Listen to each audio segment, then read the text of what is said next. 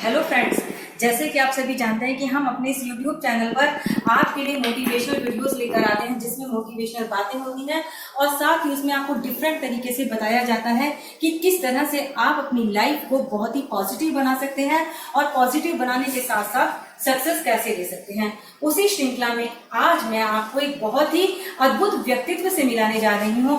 आज मैं आपके लिए स्पेशली लेकर आई हूँ अरुणाचल प्रदेश के first IPS officer Shri Robin Ibu ji को। उन्होंने बहुत ही संघर्ष करके आज इस मुकाम को प्राप्त किया है और वर्तमान समय में वे दिल्ली पुलिस मुख्यालय के ADG के पद पर कार्यरत हैं। तो चलिए उनके साथ करते हैं एक मुलाकात।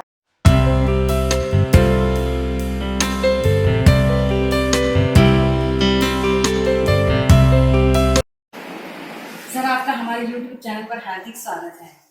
नमस्ते सर, आपके बारे में बहुत जाना सुना और पढ़ा है। सर, ये हमारा बड़ा सौभाग्य है कि हम आज आपका अपने YouTube चैनल के लिए इंटरव्यू ले पा रहे हैं। आपके शुरुआती जीवन से ही शुरू करते हैं।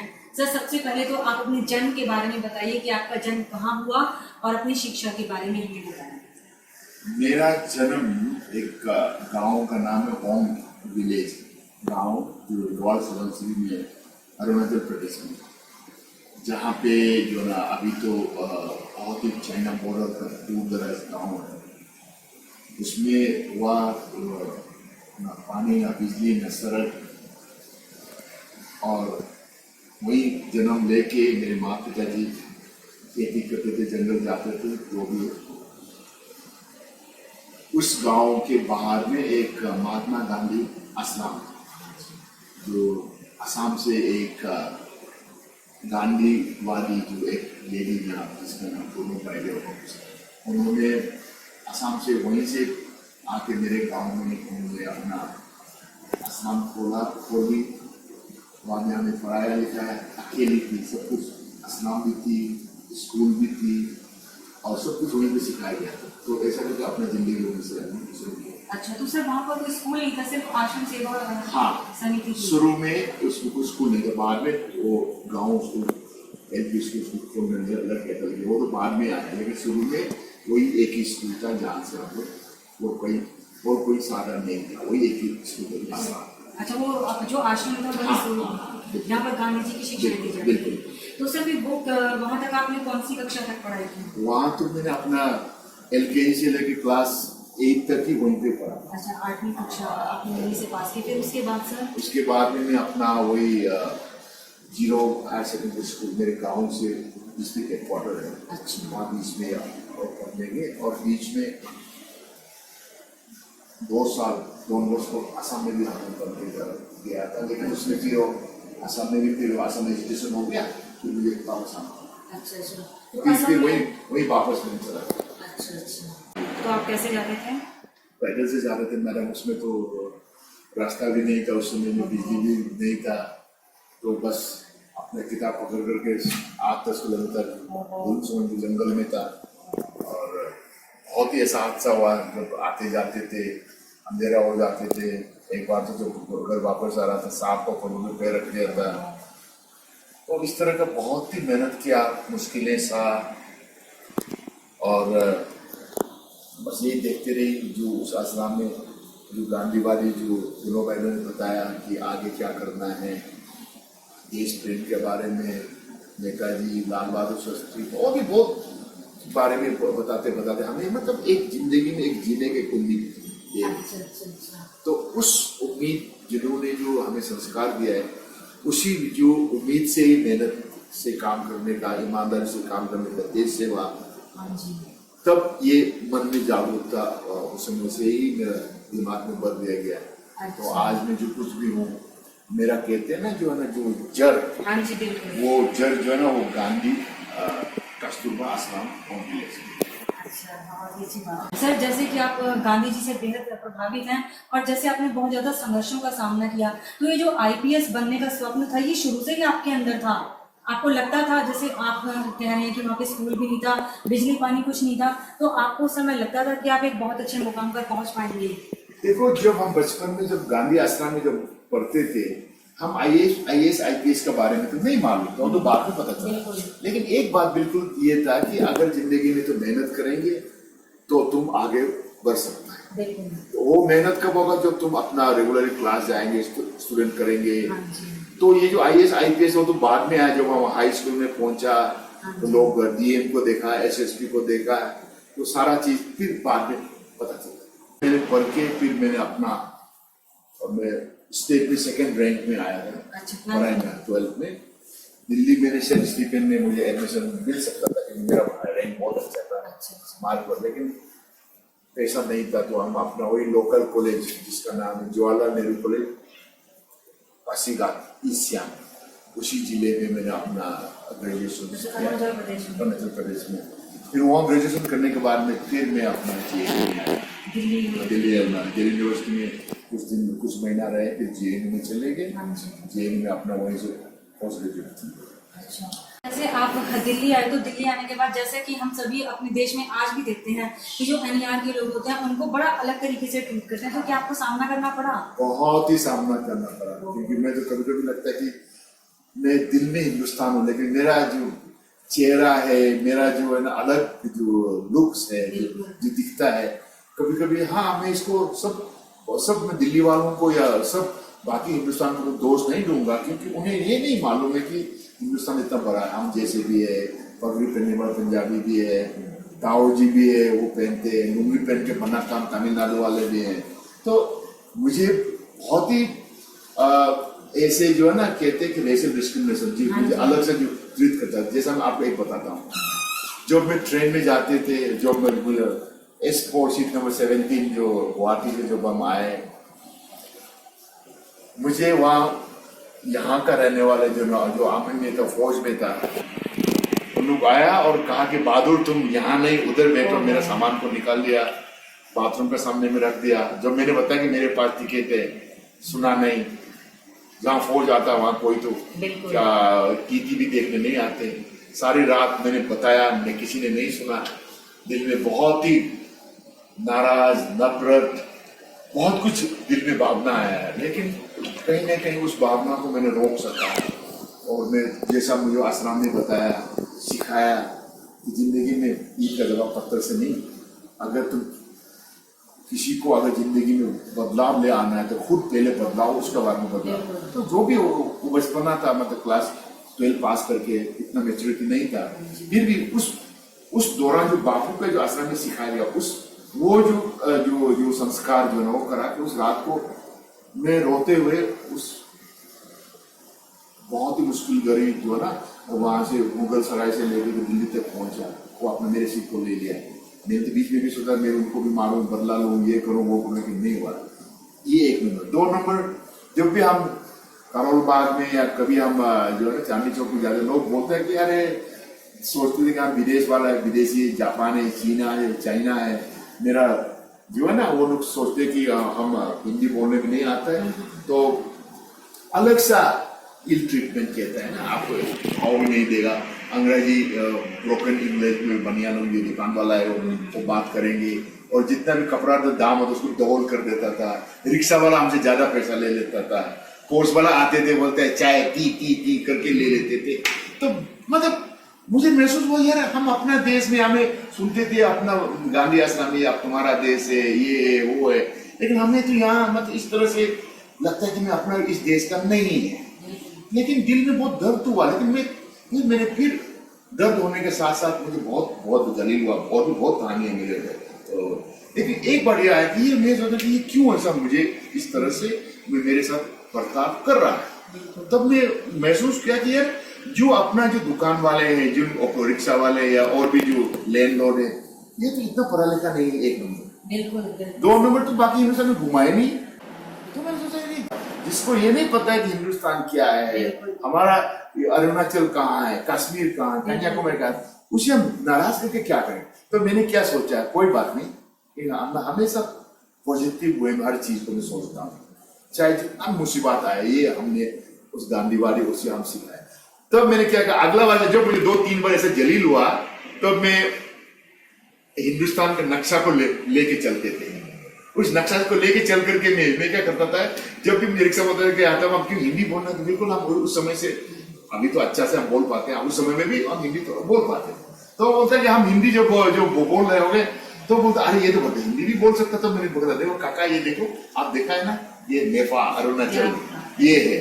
तो उससे एक तो ये एक पॉजिटिव वाइब, बिल्कुल चाहे वो रिक्शा वाला हो, चाहे दुकान वाला हो, चाहे चाय वाला हो, चाहे पोस्टमैन हो, बोलता है कि अरे ये तो अपना ही है। तो मैंने बोला काका हम बहुत दूर से आए हैं, मेरे पास इतना पैसा भी नहीं है, मतलब इस तरह से मतलब इन्हें पॉजिटिव वे पे करा के मैं जो और जो हमारे वहां का आने वाला को उनको इस तरह से जो उनको बहुत ही नाराज हो जाते थे, तो मैं उनको भी ये बोलता कि नहीं देखो बेटा, उन्हें नहीं पता कि हम कौन है और तुम्हें जानबूझ के नहीं कर रहा है। सही बात। तो इसलिए मैंने आज भी मुझे याद है जब हम जेएनयू में था, हम स्टूडेंट में बहुत ही हम मेल मिलाप यूनियन में भी हम पार्टिसिपेट किया, इलेक्शन में भी पार्टिसिपेट किया, हम एनसीसी कैडेट भी था, एनएससीपी मेंबर भी था, ग्रुप लीडर भी था। तो मैं उस समय में क्या करते थे, सबको ये मैं कहता था कि देखो अगर आपको कोई आदमी इस तरह से अगर बोलता है तो आप उन्हें नाराज होने का बदले में उसको तुम प्यार से समझाने के लिए पूरी कोशिश करो, और प्यार से तब तुम समझाएगा कि समझा सकेंगे जब तुम उस भाषा को सीखेंगे, जब तुम उस जो ना होली में तुम भी उसमें खेलने जाएंगे, बैसाखी में तुम भी बल्ले बल्ले नाचने जाएंगे, जब तुम जो ईद में तुम भी जनाब को करके जाएंगे, क्रिसमस में तुम बुलाएंगे। तो मुझे ये एक महसूस हुआ है कि हाँ ये तो हमने कहते थे, फिर उसके बाद हम ये जितना भी दिल्ली वाले हैं, चाहे गुड़गांव, इवन अपना जो राजस्थान में जो हमें इस तरह से लोग ऐसा जनसभा में स्टूडेंट लीडर था, जो प्रेसिडेंट वर्कर में जो इस तरह के जो इंटरेस्ट होते थे, तो हम बताते थे हम देखते हैं अलग, लेकिन दिल से दूर नहीं। लेकिन दिल से दूर नहीं, ये मैं क्या करें, हम इतिहास से जोड़े हुए उनको मैं बताता हूँ। देखो जो श्री कृष्ण है, जो हमारा महाभारत का श्री कृष्ण, भगवान श्री कृष्ण कहते हैं कि जो उसका जो पत्नी है रुक्मिणी, हमारे गांव का है यार, क्या बात, अरुणाचल प्रदेश की, अभी भी उसका गांव रुक्मिणी गांव है अभी आज। अच्छा। कहते हैं कि श्री कृष्ण द्वारका से आया, रुक्मिणी बहुत सुंदर थी, उनको लेकर के जब वापस जो द्वारका जा रहे थे, जहां पे उन्होंने रात को रोका है, एक जगह जहां पे रात को अंधेरा हो गया था, उस जगह का नाम है लीकाबाली। आज भी वहां रुक्मिणी का मंदिर है। अरे वाह। कहते हैं कि भोलेनाथ उसको जो है ना वहीं को रुका किया। तो हम वेदांत उस समय से जोड़े हुए। एक नंबर। दो नंबर, आपको ये मैं मालूम है कि भगवान परशुराम कौन है? जो भगवान परशुराम है, जो अपना माँ को वध करने के बाद उसको विष्णु ने कहा कि तुम तपस्या करो हिमालय में, तभी तुम्हारा इस उतार तुम्हारे हाथ से निकलेंगे। तो उन्होंने अरुणाचल में आया, आज भी जहाँ पे उन्होंने वो तपस्या किया था जो भगवान परशुराम ने, भगवान परशुराम कुंड के रूप में जाना जाता है। आज भी वहां में हर साल बहुत ही बड़ा सम्मेलन जनसभा होता है, सारा हिंदुस्तान से, बिहार, यूपी, सारे हिंदुस्तान से जो भगवान परशुराम मेला में आकर के वो मतलब उसमें पूजा अर्चना करते। की मेंबर शिव पुराना में चैप्टर 17 लिखा है कि भोलेनाथ लिखा है कि मेरा एक बसेरा का नाम होगा अरुणाचल। मैंने खुद पढ़ा है उसको हिंदी में। तो उसमें तो हम सोचे वो तो लिखा हुआ है, लेकिन किसी को नहीं मालूम था। लेकिन आज 7 साल पहले 22 फीट शिवलिंग मेरे गांव के पहाड़ के ऊपर में, नीचे नहीं, पहाड़ के ऊपर में, उसमें भी ये हादसा हो गया कि वो कोई लक्कड़ काटने वाला के गांव वाले, एक सूखा हुआ लक्कड़ था उसको काटा था, वो तो इस तरह से बैन किया हुआ था, और उसमें जब इसको पूरा काटा था इस तरफ गिर ही नहीं रहा। तो बोलते यार ये तो बिल्कुल गिरना चाहिए। तो मतलब कोई भूत सूत थे तो भाग के चले गए, फिर वो लोग और लेके आए, तो उसको मतलब कि इसमें क्यों नहीं गिरा, तो खाना खोल खाल करेगा तो पत्थर है, तो बोला तो बहुत बड़ा पत्थर है, पूरा हंगामा मच गया। इतना ऊंचा जो हिमालय जो माउंटेन उस एरिया में, उस पत्थर जो खोला तो उसका बीच में से पानी निकाला, उसी वजह से शिवलिंग के नीचे से पानी निकाला, और उसमें गणेश जी का मूर्ति भी है पूरा पत्थर से, और इस तरह में कार्तिक और पार्वती का भी पत्थर आज भी है। एक बहुत ही अभी बहुत पॉपुलर होकर के सारा अभी धीरे धीरे करके लोग वहां आकर के शुरू किया है। तीसरा, कहते थे अर्जुन का बीवी भी मणिपुरी था। अच्छा। तो वो तो हम वेद का समय में तो जोड़ा हुआ था ही था ही। अब इवन आजादी के संग्राम में अरे हमने भी बाउटी दिया है। बिल्कुल सर। महमूद जामो हमारा अरुणाचल से जब अंग्रेजी ने झंडा लहराने आया अरुणाचल में, उन्होंने अपना सारे गांव वालों को अंग्रेज को झंडा फहराने नहीं दिया। हाँ जी।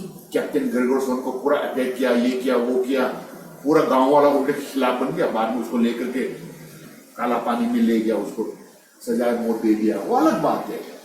कनकलता है, वीर टिकंदर सिंह, हमने भी बहुत ही खून बहाया, हमने भी आजादी के संग्राम में बहुत ही बलिदान दिया हुआ है।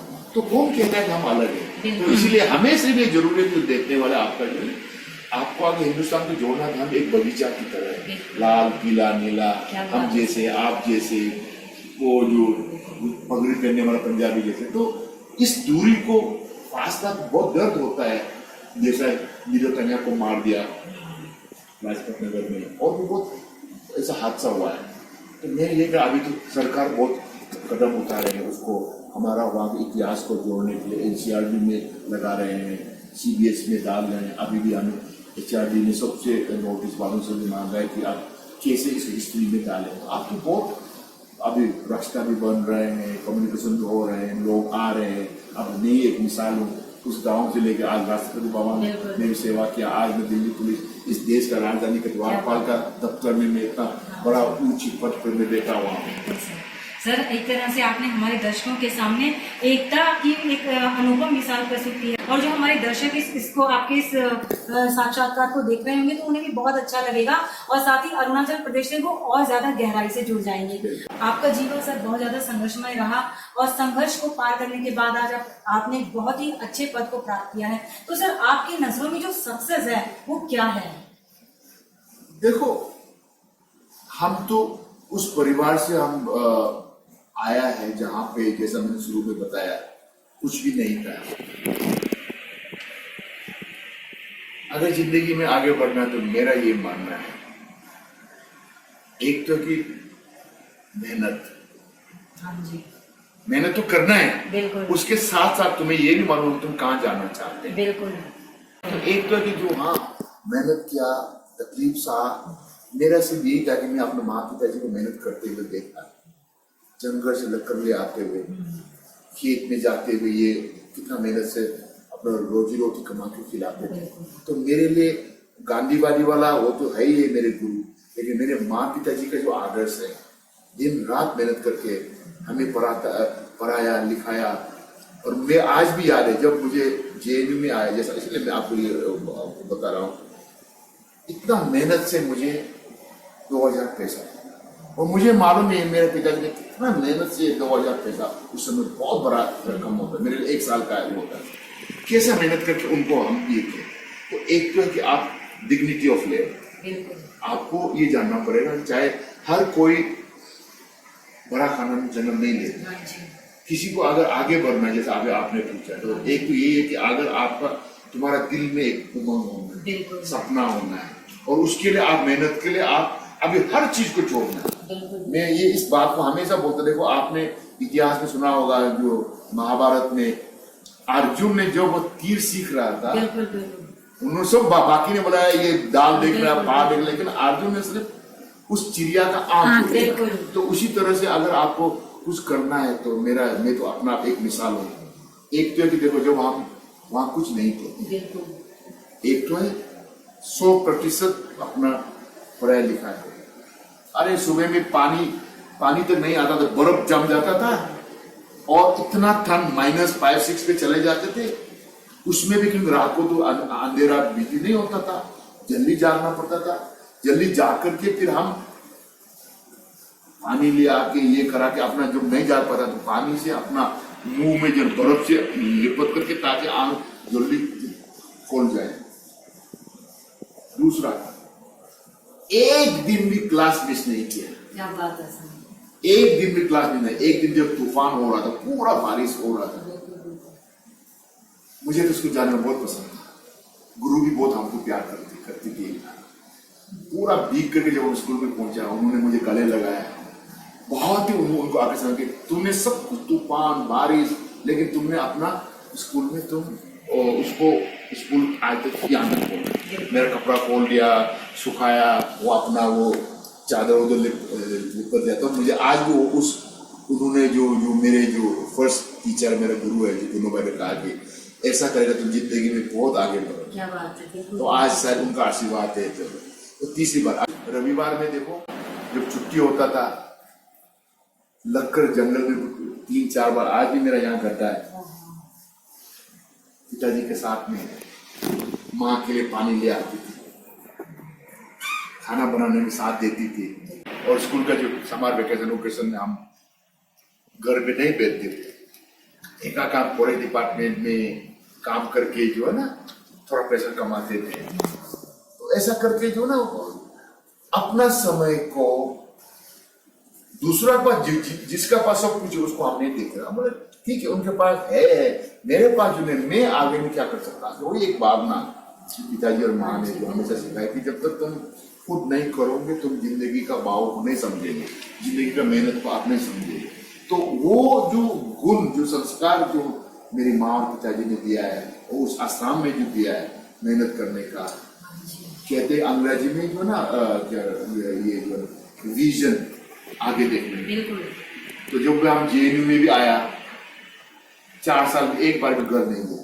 क्या बात है सर। मेरे साथ था एक मणिपुरी लड़का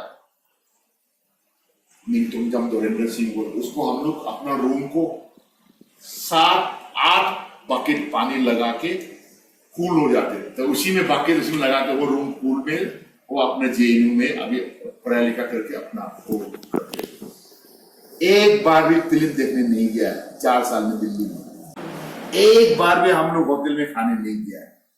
बस स्कूल में जेएनयू में पढ़ाई, लाइब्रेरी या अपना होमवर्क, क्योंकि हमें मालूम था कि कुछ बन के जाना है। बिल्कुल सर, ये बात हमारे युवाओं के लिए बहुत प्रेरणादायक है कि आप सिर्फ अपना फोकस उसी पर को, जिस लक्ष्य को आपको पाना चाहता है। तो अभी भी आपको कुछ लगता है कि अभी आगे और जाना है या किसी और ऊंचाई को प्राप्त करना है, या संतुष्ट है?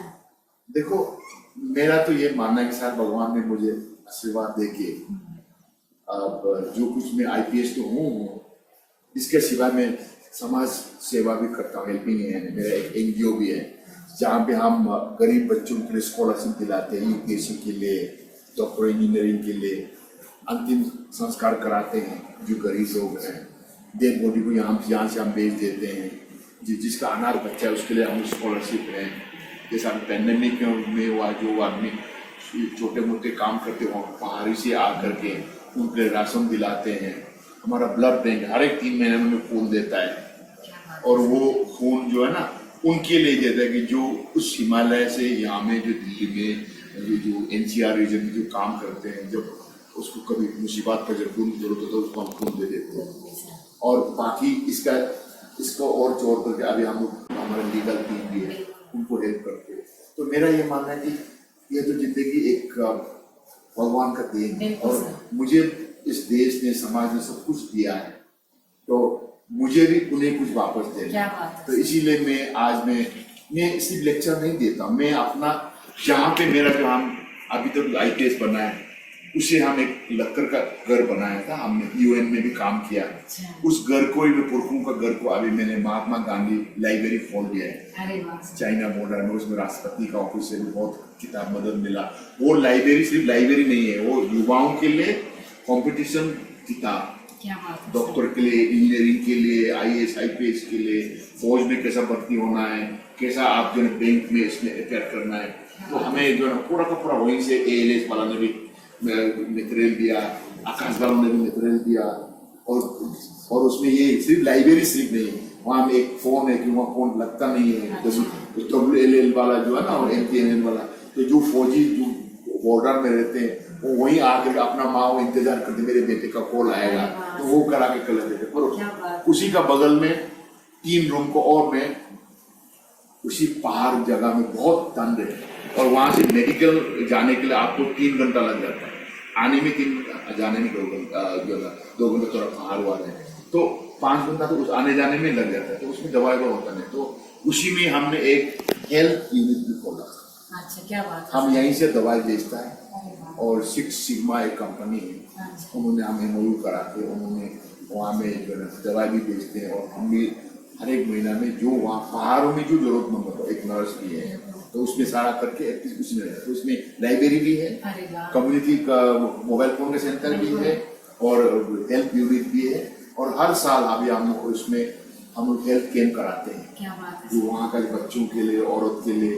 और अभी मैं आपको बताते हुए मुझे बड़ा आनंद आता है, बापू का जो नेशनल म्यूजियम जो महात्मा गांधी और राजघाट का, उसका डायरेक्टर अन्नाई मलाई, उन्होंने मुझे वहाँ पे पहले बार ऐसे पहाड़ जगह में महात्मा गांधी का एग्जीबिशन करने जा रहे हैं 1 महीने, और वहीं पे वो महात्मा गांधी लाइब्रेरी में बापू का कुछ सामान हाँ जी। रेप्लिका क्या वहाँ बात है। रखने जा रहा है। तो पहले बार होगा कि इतना दूर दराज चाइना बॉर्डर में जो है ना महात्मा गांधी का एग्जीबिशन।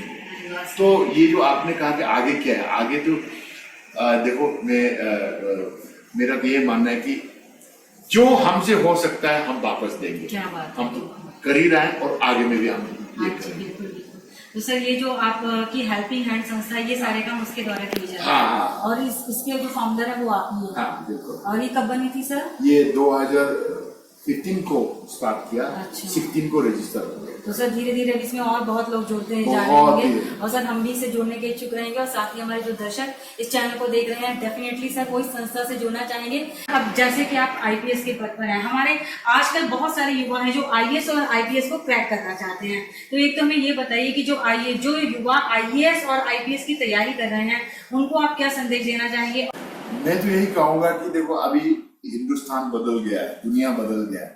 अब वो जितना भी नौजवान देख रहे हैं जिनका पास अकल है, अच्छा इंटेलिजेंट है, अब वो एमबीए में जाना है, आईआईटी में जाना है, ताकि अच्छा बिजनेसमैन बने, अच्छा एंटरप्रेन्योर बने। मैं यही कह रहा हूँ, हमारा उस समय कोई साधन नहीं था, यही एक था आईएएस आईपीएस डॉक्टर। अभी तो हमारे हिंदुस्तान में इतना अपॉर्चुनिटी है, गूगल आ गया है, माइक्रोसॉफ्ट आ गया है, इतना एंटरप्रेन्योरशिप, सारा दुनिया खुला हुआ है।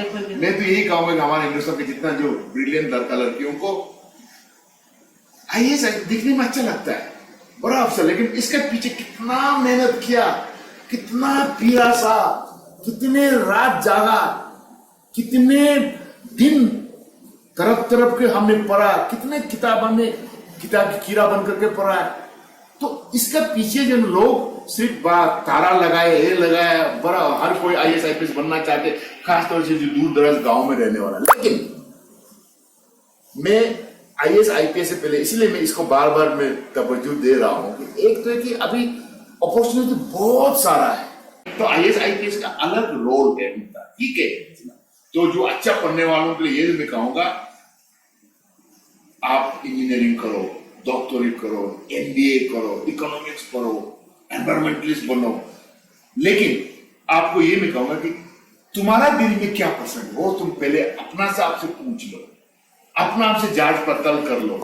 अगर तुम्हें खून देखते अगर तुम्हारा माथा चढ़ जाता तो तुम अच्छा डॉक्टर नहीं हो सकता। जिस चीज में तुम पसंद है, जिस चीज में तुम इंटरेस्ट है, उस चीज में तुम जी और जान लगा दो। आज देखो हेमा दास कहां पहुंच गया, आठवीं क्लास, मेरी कॉम कहाँ है, आज देखो क्या हुआ। तो मेरा ये मानना है कि कोई भी बच्चा माँ पिताजी का देखने वाला भी बनो, जबरदस्ती कभी नहीं करना आईएएस आईपीएस डॉक्टर इंजीनियर बनो, नहीं। उन बच्चा में क्या उसका दिल में उभर रहा है, किस चीज को पसंद कर रहा है, उस चीज में उसको 100% साथ दो, वो जिंदगी में खुश रहेंगे, कामयाब रहेंगे और आगे में देश के लिए, समाज के लिए काम करेंगे। उस बच्चे को एनकरेज करना है, लेकिन माँ पिताजी भी, बच्चे भी ये जरूर सोचते हैं कि तुम चाहती क्या हो, चाहता क्या हो, तुम किस चीज में खुशी रहेगा। मैं तो कहूंगा कि अगर जो अच्छा खेलते उसको आईएएस बना दो, कभी खुशी होगा ही नहीं, क्योंकि वो खेलने में उसरा। आज देखो भाईचुंग भूतिया कहाँ पहुंच गया। तो इसीलिए मेरा तो यही काम है, जो करियर गाइडेंस पर अभी आपने कहा है, अब हिंदुस्तान बदल गया, दुनिया बदल गया, अपॉर्चुनिटी आगे बहुत ही चांसेस है। अब इनको पहचानो, अच्छी तरह से होमवर्क करो, एनालिसिस करो, तब तुम उसमें कूद जाना, और जिस चीज में कूद जाएगा उसमें 100% दो, तो तुम्हें कोई नहीं रोक सकेगा। बिल्कुल सर, आपने बहुत ही अच्छी बात कही कि पहले तो युवाओं को उस तरफ आना चाहिए जिस तरफ उनकी रुचि है, और उसके बाद भी अगर युवा आईएएस और आईपीएस की तरफ आकर्षित है तो उन्हें यह समझ लेना चाहिए कि कर्तव्य और जिम्मेदारी से भरी हुई जॉब है, और इसमें उनको अपना 100% देना होगा। बिल्कुल बिल्कुल। जितना नौजवान, जितना युवा हो, जो जिंदगी में तुमने कुछ बन गया या बनने जा रहा है, अपना गांव को मत बोलना, अपना मोहल्ला को मत बोलना, अपने माँ पिताजी को नहीं बोलना। ये देश जो है ना, तुम्हें सब कुछ दिया क्या है बात। और इस देश को तुम्हें भी कुछ वापस देना है। हम कहते ये खराब है वो खराब है, आज देश बनाता कौन है? देश बनाता है तुम और हम। अगर वहां में कहीं गलत हो रहा है, आगे ये करना है वो करना है, तो तुम्हें खुद, जैसा बापू ने कहा कि दूसरों को ये बदलो कहने से पहले अपना आप को बदलो। तुम जिस मोहल्ला में, गांव में, जहां में तुम रह रहे उस इलाका को तुम खुद बदलो। जब तुम इस दिमाग में बदलोगे तभी समाज बदलेगा। सर, आपने हमारे चैनल के लिए बहुत ही महत्वपूर्ण बातें हमारे युवाओं को बताई, हमारे दर्शकों को दिखाई, और निसंदेह आपका जीवन जो संघर्ष से भरा रहा और आज एक इतने महत्वपूर्ण पद पर आप आसीन हैं, तो हमारे युवाओं को जो भी इस चैनल को देख रहे होंगे उनसे उनको एक बहुत बड़ी प्रेरणा मिलेगी। सर, हम आपका अपना समय देने के लिए हार्दिक धन्यवाद करते हैं। नमस्कार। नमस्कार। फ्रेंड्स, उम्मीद करती हूँ कि आपको अरुणाचल प्रदेश के फर्स्ट आईपीएस ऑफिसर का यह इंटरव्यू पसंद आया होगा। मैं जल्दी ही मिलती हूँ आपसे किसी नए विषय के साथ। Thank you.